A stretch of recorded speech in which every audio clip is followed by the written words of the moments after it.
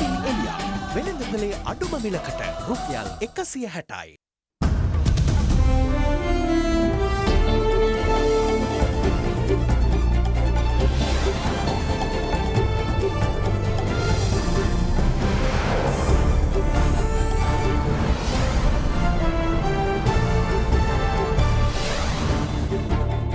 Tonight, an impossible situation. Health experts say that the country is on the verge of exceeding hospital capacity, while the government approves 300,000 litres of weekly medical oxygen imports. Is the 10-day curfew enough? The Sri Lanka Medical Association says there are no yes or no answers. All rumours. The government rejects reports of a planned salary slash in state and private sector. A character no more. A political leviathan of Sri Lanka's modern political era bids farewell. All that and much more coming up on First at 9. This Tuesday, the 24th of August, 2021. ඒ කියන්නේ life බොයි අවස්ථා 10කදී ලෙඩ රෝග 10කට හේතු වන virus ඇතුළු විෂ බීජවලට එරෙහිව සටන් කරනවා කියලා. From AdaDerana, this is AdaDerana First at 9. Live from Studio 24 in Colombo. Good evening and welcome to First at 9. I'm Dhammika Ganaka. Now then, medical experts are warning that the country's hospitals are on the brink of exceeding capacity due to the growing number of novel coronavirus cases. This comes despite the number of beds allocated for COVID treatment being in the excess of 40,000. They also note that the last week's COVID deaths reported in the island are 75% more than the week before. Meanwhile, the Director General of Health Services said that 190 COVID fatalities had occurred yesterday. Sri Lanka's health sector personnel are working around the clock performing the Herculean task of attending to the surging number of novel coronavirus cases aggravated by the Delta variant. The country's daily caseload continues to be on the rise in record numbers, with yesterday reporting the highest of them all, 4,355. It was the second instance that the daily caseload breached 4,000. Addressing the media, former president of the Sri Lanka Medical Association, Professor Indika Karunatilaka, elaborated on the hospital bed situation in relation to the rising number of COVID cases. කලින් රෝහල් වල අනුයුක්ත කරලා තිබ්බේ Covid රෝගීන් සඳහා ඇඳන් 32000ක් විතර දැන් 42000කටත් වඩා අනුයුක්ත කරලා තියෙනවා. ඒ ප්‍රමාණයත් මදි වෙන තත්ත්වයක් තියෙන්නේ. ඒ වගේම ඔක්සිජන් අවශ්‍ය වෙන රෝගීන් සංඛ්‍යාව ශීඝ්‍රයෙන් වැඩි වෙනවා. දැනට පවතින රෝහල් ධාරිතාව ඉක්මවා යන මට්ටමක. The country's national hospital in Colombo is also staring down the same fate. With that being the case, the Salvation Army's The Heaven and Sunshine Home Centre was voluntarily placed at the hospital's disposal today. The establishment will be run as an intermediate treatment centre. Meanwhile, the Director General of Health Services yesterday declared 194 COVID-related fatalities, which are confirmed to have occurred on the 22nd of this month. With that, the COVID death toll in the island went past the 7,500 mark. Given the situation, the Sri Lanka Medical Association made a serious observation. මේ අවස්ථාව වන විටත් ගිය සතියේ රෝගීන්ගේ සංඛ්‍යාව ඊට පෙර ආතුව සතියට වඩා 140ක වැඩිවීමක් තිබුණා. මරණ සංඛ්‍යාවත් ගිය සතියේදී ඊට පෙර ආතුව සතියට වඩා 175ක වැඩිවීමක් තිබුණා. Also speaking at the media briefing, Professor Indika Karunatilaka noted that the deaths that occur today are of the patients infected 2 to 3 weeks ago, highlighting that patients detected today might only succumb to the virus in another 3 to 4 weeks' time. Therefore, he emphasized the need to control the virus spread in order to control the fatalities. Meanwhile, the focus of the Sri Lanka Medical Association has fallen on asymptomatic or patients with mild COVID symptoms who might go on to become critical if not thoroughly monitored. මොනම ප්‍රභේදයකින් හැදුනත් 80%කට පමණ මේකේ රෝග ලක්ෂණ තියෙන්නේ සුළු වශයෙන්. සමහර විට රෝග ලක්ෂණ නැති වෙන්නත් පුළුවන්. ඉතුරු 15%ට රෝහල් වල ප්‍රතිකාර ලැබිය යුතු තත්ත්වයට රෝග ලක්ෂණ තියෙනවා. ඉතුරු 5% අපේ දැඩි සත්කාර ඒකක වලට යෑමට තරම් භයානක රෝග ලක්ෂණ තියෙනවා. ඉතින් අපි 80% ගැන හිතලා බලලා මේගොල්ලන්ට රෝග ලක්ෂණ තියෙන සුළු වශයෙන් තියෙනවා නම් ඒගොල්ලන්ට සේවාවක් සපයා දීමට තීරණය කළා. We reactivated our helpline that was in existence over so many years. Our helpline is 24/7. One could dial with any mobile phone 24/7, and if it's a land phone, it would be 124/7. This 24/7 doc call service is linked to many other services such as ambulance as well as the other services that are provided by the government. Before the world came into contact with COVID-19, the household medical box consisted of certain key items, including the thermometer. But now it seems that COVID has forced an addition to that. COVID is a disease that affects your respiratory system. When your respiratory system is affected, you find difficult to breathe. And when you have difficulty in breathing, your amount of oxygen in blood goes down. So the machine that we detect how much oxygen you are short of is pulse oximeter. It's a little gadget that we wear to a finger. If we have that gadget at home, then one could easily say who is becoming worse and who need to be shifted to hospital early. So we at this point of time request and invite all philanthropists to come forward and to make contributions for our welfare fund SLMA COVID Sahana and to support us purchasing pulse oximeters to be donated to all these COVID affected families. In the meantime, the cabinet has decided to up the oxygen imports to the country in a bid to address the rise in oxygen usage at hospitals, especially by COVID patients. සතිපතා oxygen ලීටර ලක්ෂ 3ක් ආනයනය කරන්නට අවශ්‍ය අනුමැතිය cabinet මණ්ඩලය මගින් ලබා දීලා තිබෙනවා. මීට පෙර පැවති කැබිනට් මණ්ඩල රැස්වීමකදී ඔක්සිජන් ලීටර 1,20,000ක් මාසික ආනයනය කරන්නට අනුමැතිය ලබා දීලා තිබෙනවා. හැබැයි පවතින තත්ත්වය යටතේ කිසිදු හිගයකින් තොරව මේ ඔක්සිජන් රෝගීන් වෙනුවෙන් ලබා දීම වෙනුවෙන් අදාළ ප්‍රසම්පාදන කටයුතු සිදු කරනු ඇති. Meanwhile, so far today, 3,315 persons have tested positive for the virus. As for COVID recoveries, there were 2,386 today, taking the island's overall number to 346,767. අඩසිය වසකට වැඩි ජනතා විශ්වාසය නව සංයෝගයකින් රයිනෝ රෝෆිං සහ සීලිං sheet. The Sri Lanka Medical Association, meanwhile, is urging people to obey the quarantine curfew and extend their fullest support to COVID combat efforts.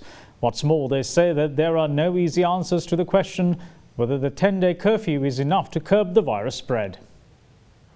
Some may prefer it, but some don't. It has become something of a contest of health versus economy.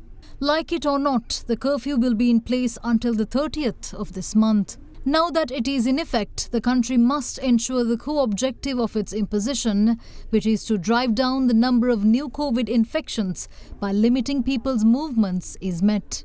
මේ අවස්ථාවේදී මේ ලබා දීලා තියෙන නීරෝධායන ඇඳිරි නීතියට 100%ක්ම අනුගත වෙලා තමුණුත් තමුන්ගේ සමීපතේනුත් ආරක්ෂා කරගැනීමේ වගකීම තමුන්ට පවරාගෙන රටට එයින් කළ හැකි උපරිම සේවය කරන්න. At the heels of the curfew imposition, some factions in the health sector were quick to say that 10 days of the curfew isn't enough to tackle the virus spread effectively. But the government has insisted that the move was made in consultation with health experts.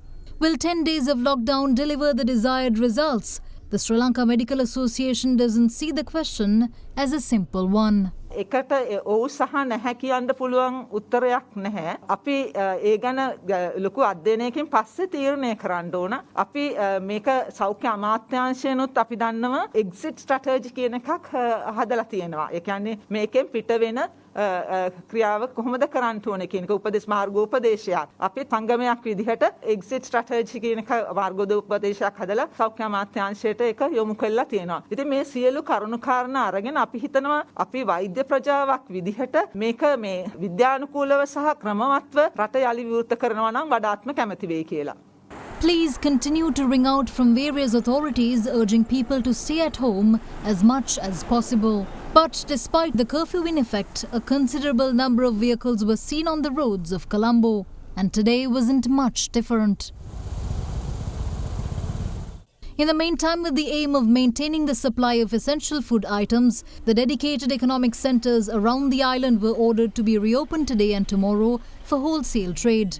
As per the directive, the dedicated economic centre in Damulla reopened today. A large number of lorries and trucks with produce were seen at the entrance of the centre this morning.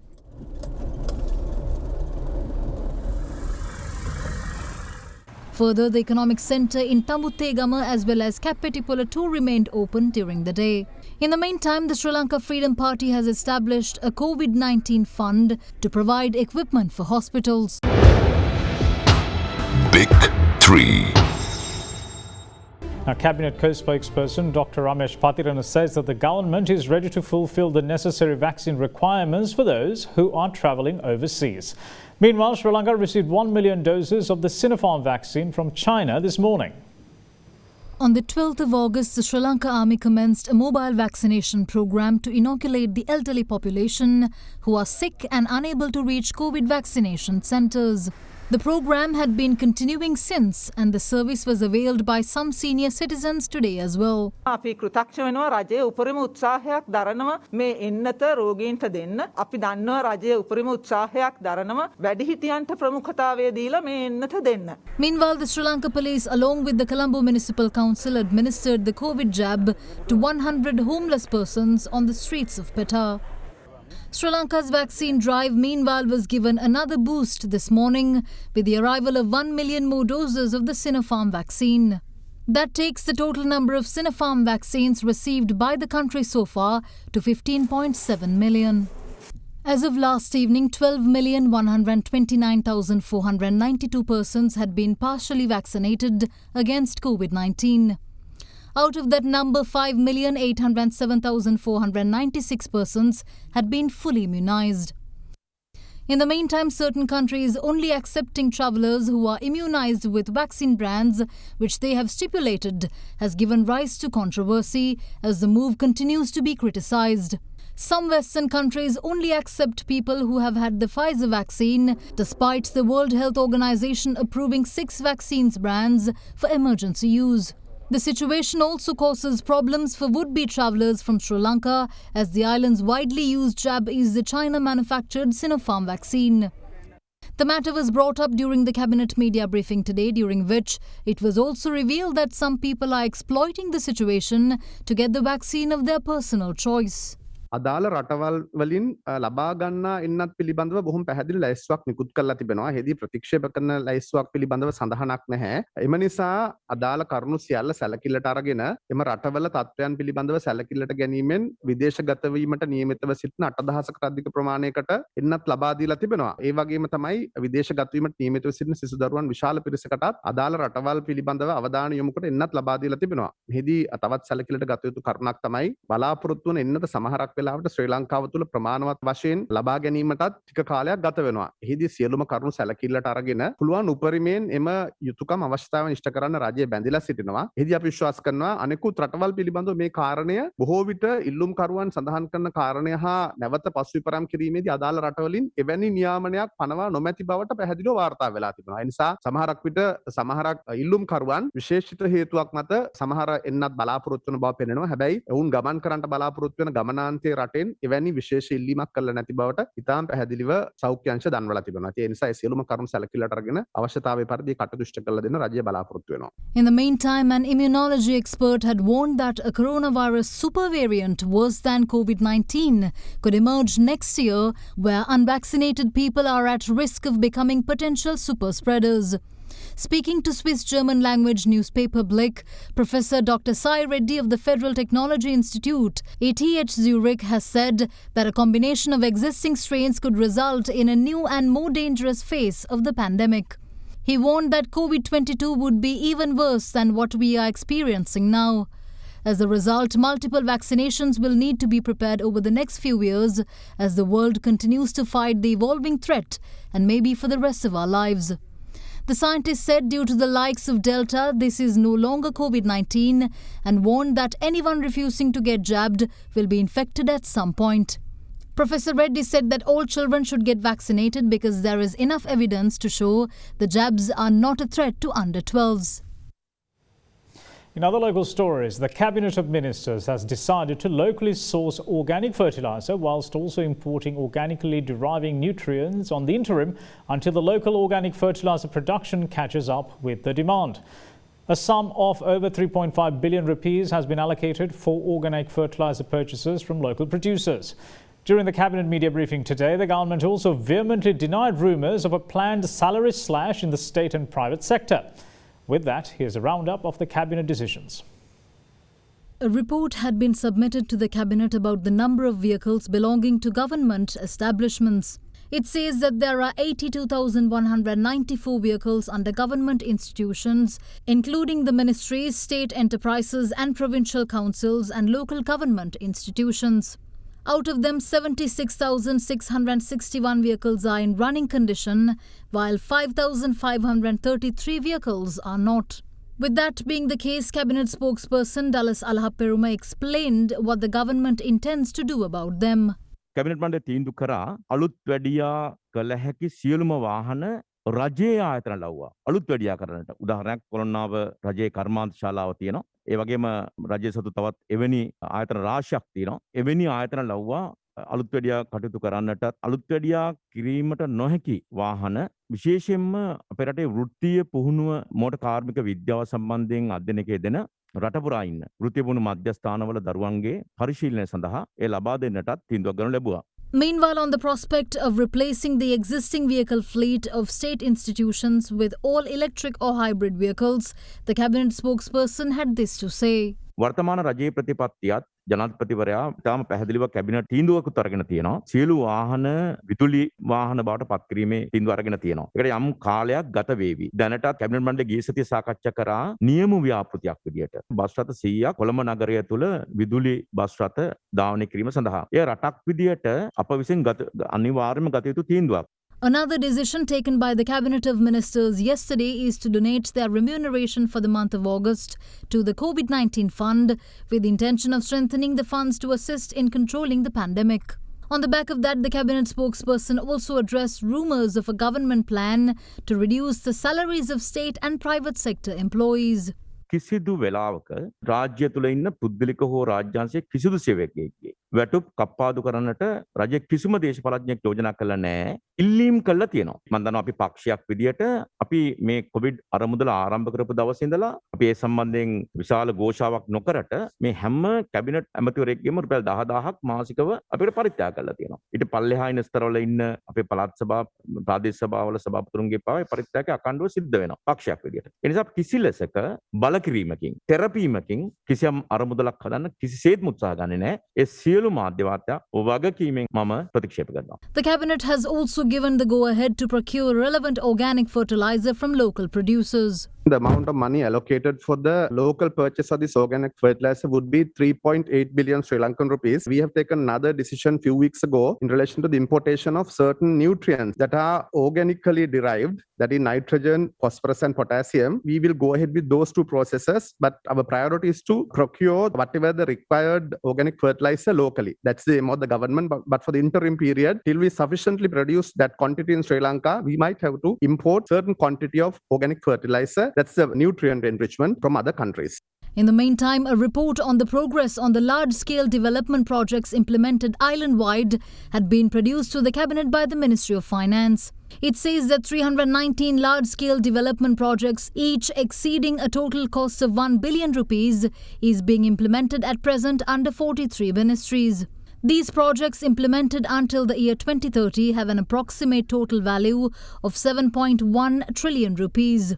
On the projects, the Cabinet has decided that those showing less progress to be implemented on priority basis after reviewing them again. The Cabinet meanwhile has given the green light to grant a 180-day visa for tourists through the immigration officer's online portal. As such, tourists from SAARC countries will be charged $70, while tourists from other countries will be charged $85. Tourists from Singapore, Maldives and Seychelles will be charged $50 as per bilateral agreements with those countries. Sri Lanka today lost a politician who has been called the revolutionary of the island's modern-day politics by some. Former Minister Mangala Samaravira to the novel coronavirus. Messages of condolences poured in following the untimely demise of the former minister, with the president in particular recognising his significant contribution to the country's political course.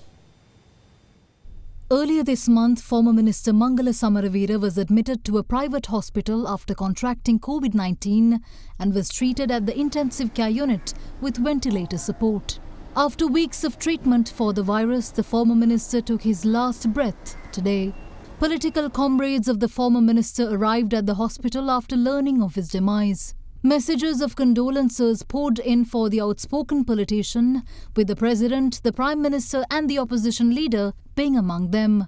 Calling him an honoured politician, President Gotabaya Rajapaksa expressed his condolences, adding that he made a significant contribution to Sri Lankans by launching great transformations in Sri Lankan politics. Meanwhile, leader of the United National Party Ranil Wickremesinghe too issued a statement on the untimely demise of Samaravira. The US ambassador to Sri Lanka, Elena B. Teplitz, meanwhile also expressed her sympathies, adding that his passion for peace and democracy is an inspiration. The former minister served in multiple cabinets of former presidents Chandrika Bandaranayake Kumaratunga, Mahinda Rajapaksa and Maithripala Sirisena, holding key portfolios. Hailing from the Matara district, Samaravira entered politics in 1983 as the SLFP organizer for the district of Matara and was first elected to parliament in 1989. He was a pioneer in toppling the 17-year UNP rule in 1994 and was given the ministerial portfolio of posts and telecommunications, among many other responsibilities. He was also a cabinet minister in the Mahinda Rajapaksa regime, and after being removed in 2007, he changed his political course, joining the UNP. Samaravira held the ministries of Foreign Affairs as well as Finance during the previous government of Good Governance.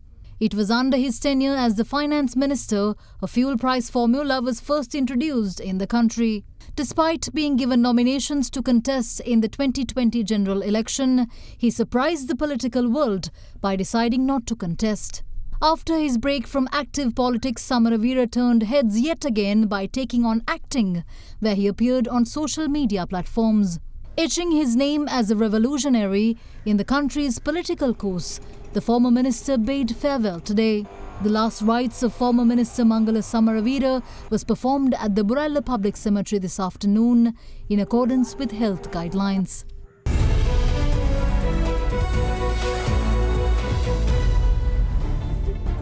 Welcome back. This is First at 9. Now, the second quarter earnings of the listed companies of the Colombo Stock Exchange showed some outstanding performances, posting over 75 billion rupees in profits, despite the quarter being affected with several travel restrictions, I should say. But analysts expect the third quarter earnings to be hit by the economic restrictions and the quarantine curfew in place at the moment. The business activity commenced for the year 2021 with the expectation of achieving a strong rebound, reversing the negativity that arose due to the COVID-19 pandemic in the year 2020. It was a tough challenge as the country was still under the cloud of the pandemic, as well as operating under a new normal to prevent the virus spread.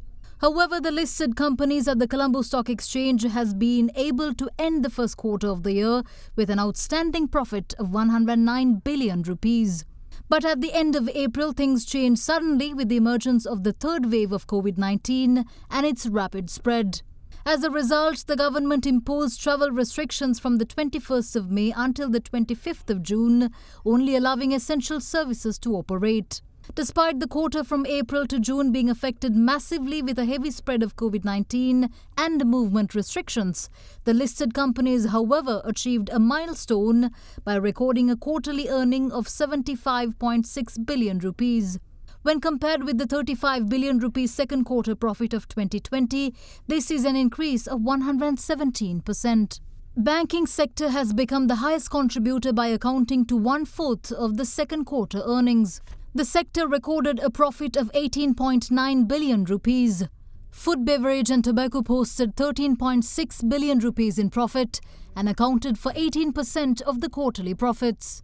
The second quarter earnings were strengthened by capital goods with a 9.3 billion rupee profit. Expo Lanka, Commercial Bank of Ceylon and HNB were the main contributors behind the quarter's performance. Expo Lanka continued to benefit from the heightened volumes and increased freight rates, while the banking sector performance was driven primarily by the non-occurrence of concessionary rates provided in the corresponding quarter of the previous year.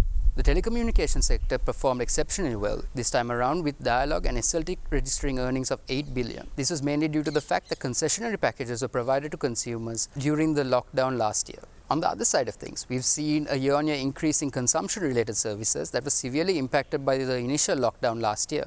CTC, distilleries, Nestle, Hemars and Lanka Milk Foods recorded exceptionally strong performances this time. The capital goods sector was the major turnaround story this time around, recording earnings of 9 billion as opposed to losses of 6 billion recorded last year. John Keells Holdings and Haley's PLC were the primary examples of this, recording exceptionally strong performances in 2Q 2021. The quarter also saw a strong pickup in construction and construction-related services, with Access and Royal Ceramics recording exceptionally strong performances. On the apparel sector, TJ Lanka recorded a good turnaround following initial disruptions faced in the corresponding quarter last year. Ambion Holdings was also a key driver behind the sector's performance, following the capital gain from the sale of South Asian Textiles Limited. The diversified financial sector recorded a year-on-year decline, but this was mainly due to the fact that LOSC benefited tremendously from the sale of their operations in Cambodia. The materials sector was another sector that performed exceptionally well this time, with Dip Products, Alumex, Piramal Glass and CIC the main contributors behind this. The retail sector, one of the sectors hit the hardest during the initial lockdown, performed exceptionally well this time, while consumer services continue to be loss-making, with